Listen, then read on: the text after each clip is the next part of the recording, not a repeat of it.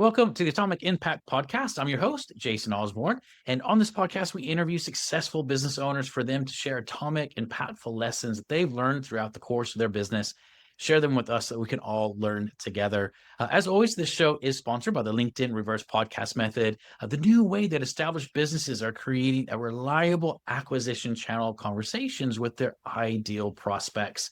We use this method to book 26 qualified leads and sales calls in 10 days without any ad spend, outreach, endless social media posting, or any of the old, ineffective traditional marketing methods that everybody hates. To find out more, message me on LinkedIn to have a chat. The link to that will be in the show notes. But on today's show, our special guest is Ben Elman. He's the owner of benelman.com, where he provides leadership development, management services, and executive consulting in the private equity and tech industry. So, Ben, welcome so much, and thank you for being on the show today. I want to start off by asking you a question that I always love to start with, which is this. If you were somehow able to go back in time to when you started your very first business, but knowing what you know now, what would you do differently in the first 12 months?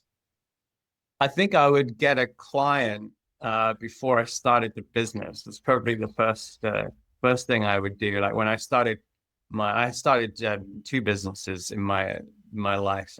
Many businesses I started as a kid that never became legal, but the two businesses I actually have started, they're both running today, and we're talking about one of them being the management consulting, obviously. And I think had I had a client before I sort of jumped ship, then it would have been a lot less stressful. But fortunately, luck favors the brave, I think. Yeah. It is an interesting one because I work with a lot of people and oftentimes advise them before you jump ship, get some work, prove the concept. But at the same time, I've known a lot of people that have just said, look, I'm burning the bridges. Here we go. They don't have a safety net and it works out well for them. But I think that there's a big mindset thing in there for a lot of people as well. I wouldn't, if my son was in the same situation, I would be like, what are you thinking? And I think like I got lucky because in the end, I ended up going back to the company that I worked for full time as a contractor. So that's quite common where like they still wanted me to work there, but I didn't want to work there anymore. So we agreed a part-time situation. And so I sort of had some income from them, but I also had like time to like pursue other business interests. So I think in the end, if you already have a network in your specialty area as a consultant, in my case, kind of a freelancer, it's a little bit of a different business model than building a business like my other business is a software business that requires other people to work for it and is a different model. So, if it's you being the main breadwinner, the main principal consultant, then you really have to have a name out there already. You really need to have a client, ideally, when you're jumping ship. But yeah, that was probably my biggest stress. At this point, it's fine because I have clients and, word of mouth usually builds business. Yeah, absolutely. Which I was going to ask you, as you've grown your business and kind of jump ship with everything you've done, what are some of the key things that you have found that's really helped you grow the business to where it is now? For me, it's just been do a great job. If you do a great job and the client is really happy with you and they find value. And, I remember this is a bit more controversial, but in our field, there's thousands and thousands of coaches.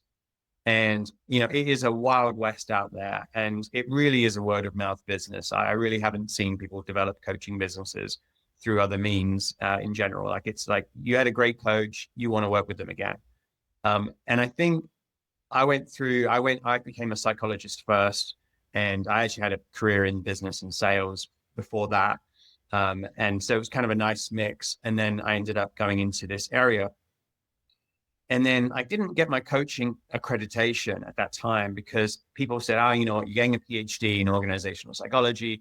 You're already working with people in your company. You're doing coaching and you're learning. And so I had, 4 years of just like every day coaching different managers at another company, right? Another consulting company. So I did my time, and then someone was like, why didn't you get your coaching certificate? And so I thought about it. I was like, yeah, you know what? I should probably go back and do it, right? So I went back to do it, and I spent a year kind of going through the classes, and I learned a few interesting things about empowerment and disempowerment, especially. But then when it came to it, I thought, this is not really what I do. I'm an executive coach. I'm not a just singular coach. And there is a big difference. Whether if you're let's say you're a soccer coach, right? Like, soccer, and hopefully you know how to coach. Or if you're an executive coach, then you know business and you know executives and you know what they want. And you know that they need help. They want to think their problem through. They want perspectives from what other leaders you've worked with have said and have experienced. And then maybe they want some suggestions, some tips, some techniques, maybe some academic research to lean on, and maybe some advice, right? So all of that is like the opposite of what coaching is. Coaching on its own is not about helping people. It is about being that board for them to bounce against, and in helping them think, but not helping them solve problems. And I realized at that point, like, no, I don't want to be a coach. I want to be a specialist coach, whether I'm coaching soccer to my kid or whether I'm working with executives. That's executive coaching, and they're really not the same. And I think a lot of people out there are pursuing coaching careers, certifications, etc., thinking this will lead them to actually coaching executives and managers, when in act, it's really just the art and the process that is going in alongside the actual specialization. Yeah, yeah. And I like the way you have look at that, and the way that your perception around that is, because there's a lot of people claiming to be coaches, and I think the way that you've described it is a really unique but really good way to look at it as well. Yeah, that's really interesting. Well, what's been I'll frame the question a little bit here. One of the questions I love to ask is around the challenges and problems we have in business. We all have them. And sometimes we can feel alone in them. Sometimes we can feel like we're the only person in the world that's ever gone through this, which obviously isn't true, but it can feel that way sometimes. And so I like to ask questions around this so that people that are listening kind of go, okay, gosh, they've had this problem, or they've got problems as well. And we all can be in it together, because it's just, owning a business is just problem solving most of the time. But what's the number one biggest problem that you faced in your business so far? And what's the lesson that you learned from that? Okay, so I'm going to refer to both of my businesses here. So I actually run another business. I've been running it on the side for about 15 years now, 16 years. It's called Dating Across the Pond. It's a website that connects people that are into global travel, and like a lot of Brits and Americans mainly, but we have a lot of other English speaking people around the world. And I would say, very different business, obviously, than my freelancing business, but same problem, which is, how do you spend your marketing money the best way? And I would say it also changes based on the services you're providing, and the value of each service, or the price of each service even. Because like when I do consulting, that's thousands of dollars. If I get one client, it's the beginning, hopefully, of a much bigger corporate B2B journey. But when you're dealing with the dating platform, that is predominantly targeting individuals. So that's, business to consumer. So you really need two very different marketing approaches. And of course, the payoff for getting one customer on the dating site, which might be, $50 or $100 in terms of lifetime value, or maybe up to $200. You have this completely other animal when you're consulting and you're trying to build your clients that way. So you might argue, well, okay, well, just put your money into the consulting advertisements, and that's where the best return will be. But both businesses need to grow. So I would say from the consulting side, I've tried to do a few different things, but I've realized it really is word of mouth at my level. When I work with private equity, that they don't tell they don't like to tell anyone anything in private equity, right? It's very private. It's a private kind of conversation. And so it's very slow to grow clients in private equity because people don't want to talk about you. On the other hand, like they wouldn't live without you because they trust you, right? So It's more of a much longer relationship, 10, 20, 30 years is really, and I'm only about 5 or 6 years into my own consulting firm. So really that business is word of mouth, but at a snail's pace, because advertising on LinkedIn and so forth, that's not going to bring you the traffic, because you have 65,000 other coaches all producing content and nobody knows who's good and who's not. Yet with the dating platform, there's so many things you can test. And I think like this is the thing where you get sucked into spending so much money, whether back in the day when we were running Google ads or Instagram ads or even a billboard, right? Like that you can't really measure easily. So the challenge is you have all of these digital ways to measure, but at the same time, like I'm a scientist, I'm a social scientist, I'm a psychologist. And so of course, like how accurate is the data that you're collecting? And how accurate are the outcomes? Okay, people are clicking on it, but is it leading to actual conversion? And I think what I found over the years is, I spent $1,000 on this, $1,000 on that, 5,000 on this, 10,000 on that, 1,000 on this, hire a PR person. And in the end, it's all BS. Really, it's okay if you are a bigger company and you have, you've got enough profit to just kind of keep the brand going with ads.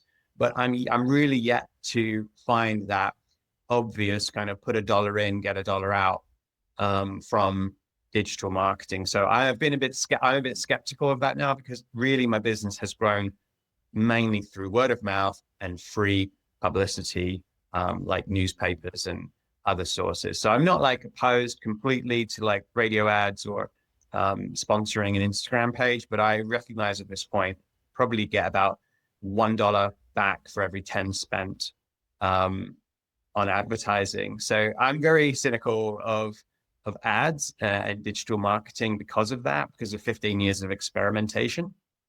But that doesn't mean it can't work, but that's been my experience. So really, it's just about building a great product, having a great service, making sure the customer is very happy, and checking in on them as much as possible. And when they actually shift companies, that's really when the consulting business comes along. Like they worked with you for 5 years at one company, they switched companies. Now they're thinking, hey, we have the same problems here. Why don't we call someone? I know Ben. Maybe he can help us. Yeah. And I love the perspective on that as well, because, you do have to market in different ways on different types of businesses, and the digital marketing space is it's a minefield, to say the least, in a lot of ways. And some people crush it with ads, and then other people, they just don't, but they find something else completely obscure, and someone goes, oh, well, do that, and then that doesn't work for someone else, but it works for you. And it is one of those things you do have to go through a kind of a lot of iterations and find what works. And I think that is a great reply to that question, because that is a massive challenge in business. It's like, what's working for that person is working for that person. Why is it working for me? And the I think most businesses are saying the same thing. It's like, well, why is it not working for me, but something else is working for them? But it's just one of those things. It's a minefield. So I love your answer to that, man. Well, over the next, say, 2 to 3 years, and if you want to answer for both the companies, you can do, but over the next 2 to 3 years, what are your goals? What would you like to achieve?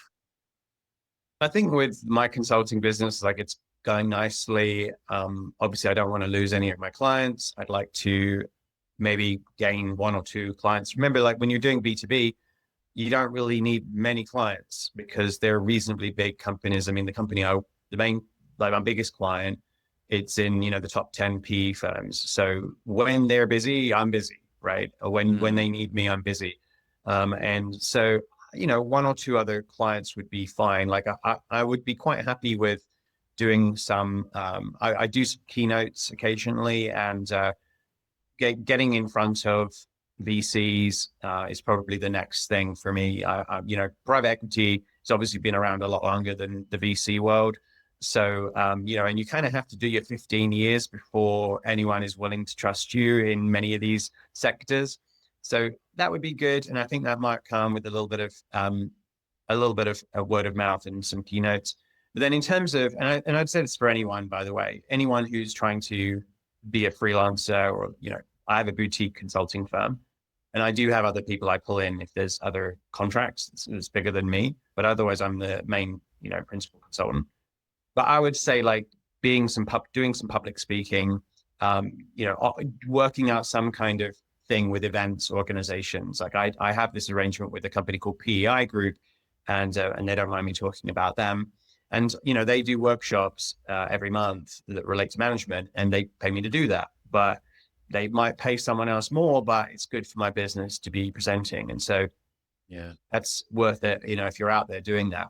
And then in terms of the growth of the dating platform. So I've been trying to build an app for that product for about 12 years, and I've had many iterations of different companies I've used. And this is what happens when you don't have a CTO as a founding partner of a software company. You end up hiring outside, and they never really put in as much care and energy as you would.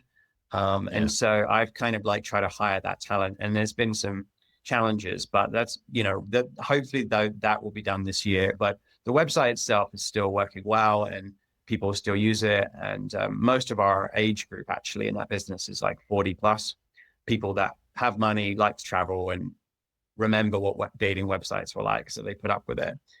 So I suppose the next few years for that will be the launch of these apps, but also the most likely the growth of that business. I would expect to lift the revenue significantly.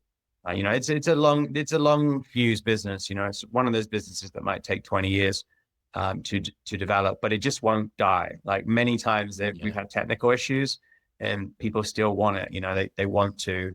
The customer, the need is there. So when the need is there, you can really operate in a terrible way, by just technical problems, etc. And like you mean well, you put money into the business, but there are challenges, and especially as a small business, there are challenges. You don't have the big budget that your competitors have. You haven't got a team of 10 or 20 technical people. So, you still want to deliver to your customer. It just takes longer, but the need is there. So the fire is there. And as long as someone's keeping calling you or joining and paying, that you have to keep this thing alive, and you have to, provide that service. Yeah, that's awesome, man. That's awesome. Well, for people that are wanting to get in touch with you, Ben, and learn a little bit more about what you do, maybe how you can help them, what's the best way for them to do that? Well, you can always find me on LinkedIn, Ben Elman. But also if you go to benelman.com, you'll be able to find my contact information there.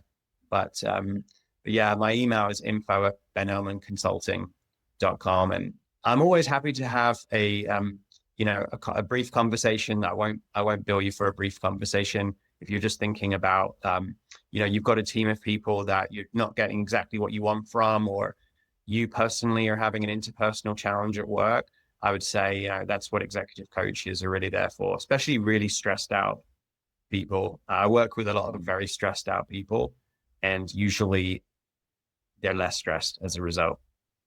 That's good. That's good. Well, I definitely recommend everyone to reach out to Ben if you feel like he can help you in any sort of way through the contact details that he just mentioned. So, Ben, thank you so much for being on the show today, taking the time out to be on and just sharing your wisdom and experience as you've grown your different businesses there. So thank you so much for being on. And as a reminder to everyone listening, this show is sponsored by the LinkedIn Reverse Podcast Method, the new way that established businesses are creating a reliable acquisition channel of conversations with their ideal prospects that doesn't rely on any of the old, ineffective traditional marketing methods that everybody hates.